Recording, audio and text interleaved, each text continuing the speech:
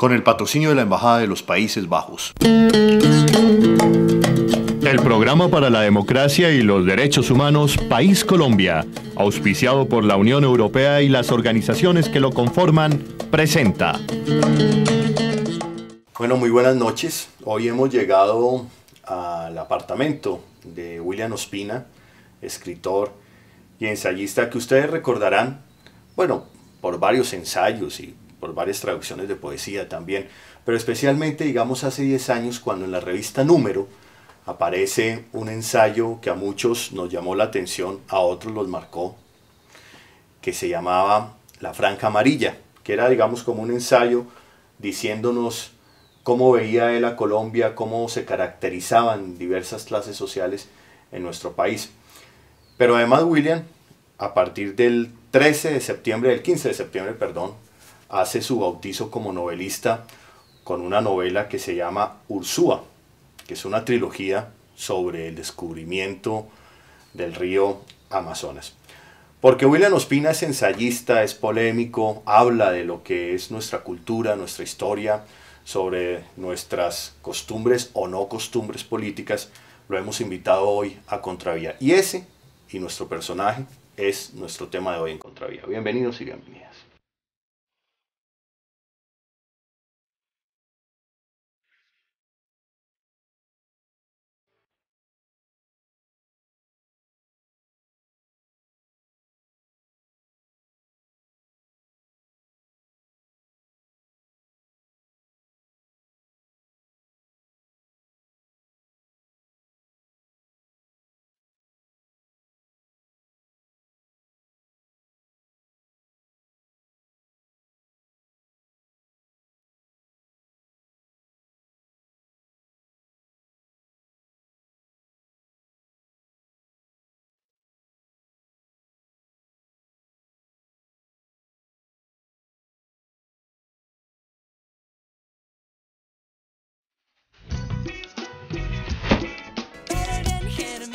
Contravía. Bueno, William, muy buenas noches y gracias por aceptar la invitación de estar en Contravía. Buenas noches, Holman. Muchas gracias. Bueno, William, por fin una novela. Muchos esperábamos o decíamos, bueno, ¿cuándo William, con esa cantidad de historias que le llegan, que sabe y que descubre en las páginas de los libros, cuándo se va a lanzar a la novela? Y vemos que ya el próximo 15 de septiembre te lanzas como novelista.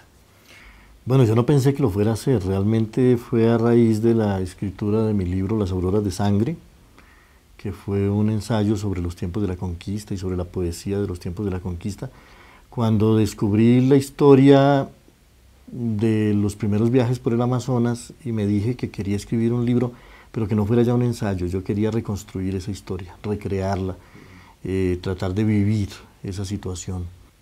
Ursúa, que es casi, diría yo, un abrebocas de lo que va a ser esa aventura por el Amazonas, es la historia de un personaje, un típico conquistador español, de los que no se nombran porque son los que perdieron, ¿no? Casi siempre se habla de los que conquistaron. La historia siempre la escriben los... Sí, bueno, muchos de ellos terminaron de todas maneras fracasando.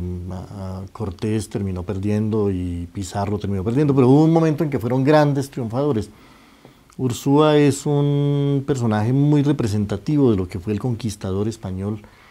Seguir sus pasos por este territorio es ver cómo nació este país, cómo nació Colombia para la historia hace 4 siglos y medio.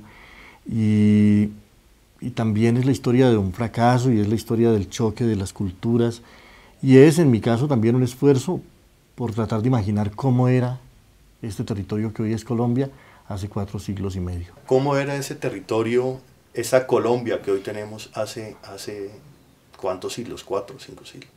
Bueno, la misma geografía y sin embargo una gran cantidad de elementos que ahora no podemos encontrar.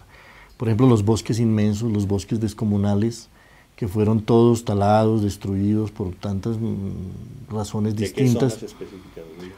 Por ejemplo, todavía es posible ver en los grabados que hacían los viajeros franceses del siglo XIX los bosques de cedros de Villotá inmensos, a cuyo lado los jinetes se ven diminutos.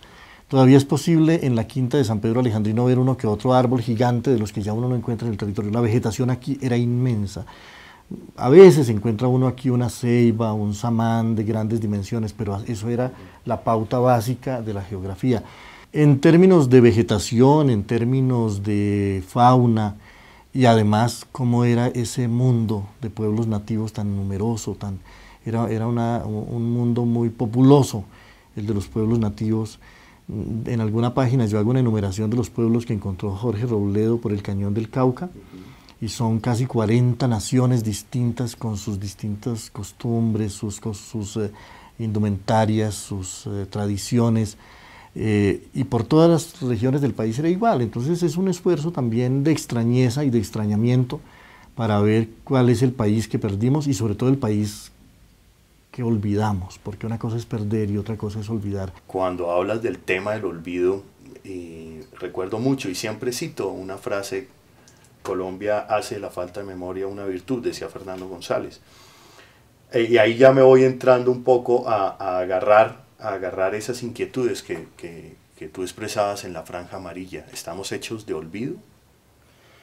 Yo creo que sí, yo creo que Colombia, una de las plagas que padece es la plaga del olvido, y es la que no nos permite ver que muchas cosas que están ocurriendo hoy ya habían ocurrido en el pasado. Yo, escribiendo durante 4 años la historia del siglo XVI, la historia de la conquista, de la sangrienta conquista de este territorio, he sentido casi con susto que a veces estoy viendo cosas idénticas hoy. Es como si no hubiera pasado el tiempo. También la historia de los desplazamientos, la historia de cómo las comunidades humanas son un estorbo para los intereses y para los apetitos de unos cuantos señores, cómo los señores poderosos no tienen absolutamente ningún escrúpulo en arrojar de sus tierras a las gentes que los han poblado, cómo, sin embargo, como dice mi narrador en algún momento de la novela, aquellos que han despojado a otros de sus tierras no vacilan en verter sangre por demostrar que la propiedad es sagrada.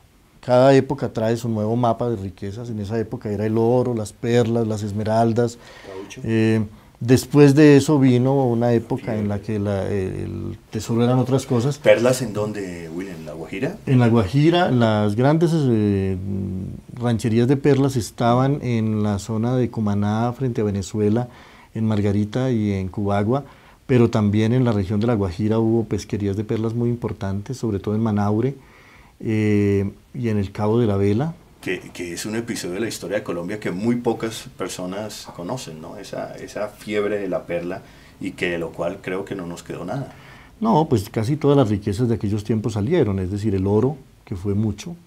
Primero el oro que le arrebataron a los pueblos indígenas, que usaban como adornos, sus pectorales, como objetos sagrados, sus cascos.